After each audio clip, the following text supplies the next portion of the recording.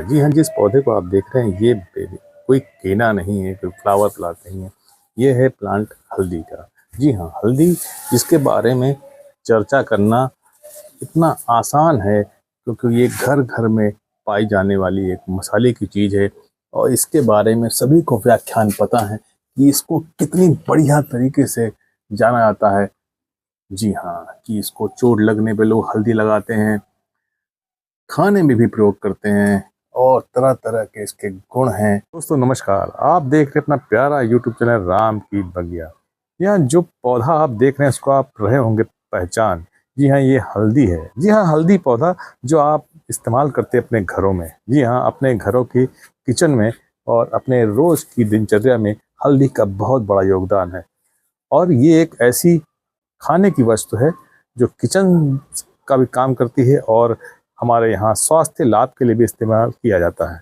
बहुत ही अच्छी इसकी औषधियाँ बहुत सी बनाई जाती हैं। उसके लिए आप औषध विज्ञान को पढ़ सकते हैं और इसकी अच्छी सी जानकारी प्राप्त कर सकते हैं। दोस्तों ये केने के पत्तों से मिलता हुआ इसका पत्ता होता है। केना आपने देखा होगा जिसमें फ्लावर्स आते हैं, लेकिन ये केना नहीं है, ये हल्दी का पौधा है और बहुत ही खूबसूरत है। आप सोच रहे होंगे इसको कैसे लगाएं? जी हाँ, इसको टेरेस पे लगाना बहुत आसान है। हालांकि खेती करना भी बहुत आसान है। आप ऐसी जगह लगाएं जहाँ पर थोड़ी शेड भी हो या धूप कम आती हो, तब भी वहाँ पर ये अच्छी तरह से पैदा हो जाती। और इस पौधे को लगाने के लिए अगर आप मान लीजिए आपने बागान लगाए हुए हैं, आपने अमरूद की बाग लगाई है या बेर की बाग लगाई है, सिट्रस भी लगाया है, पौधे आपके छोटे हैं, तो आप चाहें तो वहाँ पर हल्दी लगा सकते हैं क्योंकि उनकी छाया में आसानी से ये दोस्तों देखिए ये बहुत ही बढ़िया है। इसका बोने का समय जो है वो अप्रैल 15 से लेकर करीब आप मई 15 तक बो सकते हैं, क्योंकि करीब 7-8 महीने लेता है अपने को परिपक्व करने के लिए। यानी इसके जो बॉटम में हल्दी है ये अब तैयार हो गई है। देखिए इसमें बढ़िया तरीके से अभी जब थोड़े ही दिनों में इसको हम हार्वेस्ट करेंगे। अभी आज नवंबर का फर्स्ट वीक चल रहा है और इस समय इसमें बढ़िया तरीके से पत्तियां हरी हैं, लेकिन जैसे जैसे सर्दी बढ़ेगी वैसे इसकी पत्तियां जो सूखने लगेंगी, पीली होने लगेंगी और एक समय ऐसा आएगा जब इसको हमें हार्वेस्ट करना होगा नवंबर लास्ट या दिसंबर 15 के आसपास। अगर इसको हम नहीं हार्वेस्ट करते हो, पानी नहीं डालेंगे, क्योंकि जैसे जैसे जाड़ा आएगा इसमें पानी की आवश्यकता खत्म हो जाएगी, तब भी ये पड़ी रहेगी और थोड़ा सा ग्रोथ करती रहेगी। लेकिन अगर पानी उस समय डाल देंगे जब डॉर्मेंसी में जाएगा, यानी जब से पत्तियाँ थोड़ी देर खत्म हो जाएंगी या बहुत पीली हो जाएंगी धीरे धीरे, उस समय अगर हम पानी डालेंगे तो फिर ये जो हमारी हल्दी अंदर वाली होगी वो फंगस लग जाएगा और गीली होकर वो खत्म हो सकती है। तो इस चीज़ का हमें ध्यान रखना होगा। तो इसको लगाने के लिए बहुत सी साधारण मिट्टी है। अगर आप घर पर चाहें, टेरेस पे चाहें, बहुत आसानी से इसको उपजा सकते हैं। इसके लिए कोई ज़्यादा खाद की आवश्यकता नहीं। अगर आप जो भी मिट्टी बनाएं उसमें ऐसी बनाएं कि जब पानी ना रुके और 15% आप उसमें सैंड या मोरंग डालें और वर्मी कंपोस्ट और अच्छी साधारण मिट्टी का ऐसा मिश्रण बनाएं जिसमें कि पानी ना रुके, बस ये ध्यान रखना है।